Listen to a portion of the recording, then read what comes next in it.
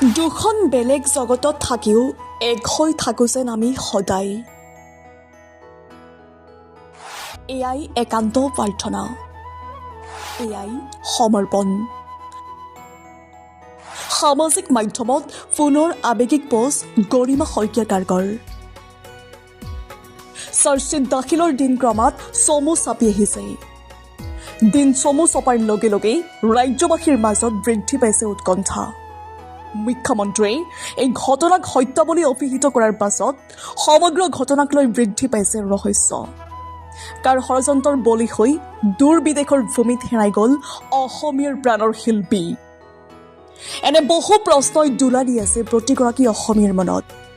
তেনে সময়তে সোমবাৰে নিশা সামাজিক মাধ্যমত জুবিন গাৰ্গৰ পত্নী গৰিমা শইকীয়া গাৰ্গে প্ৰকাশ কৰিলে এটা বিশেষ পোষ্ট। আৱেগিক পোষ্টটোত গৰিমা শইকীয়া গাৰ্গে জুবিন গাৰ্গক কুশলে থকাৰ বাবে জনাইছে প্ৰাৰ্থনা।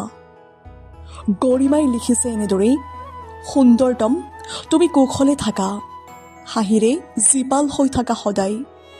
দুখন বেলেগ জগতত থাকিও এক হৈ থাকোঁ যেন আমি সদায়। এয়াই একান্ত প্ৰাৰ্থনা, এয়াই সমৰ্পণ।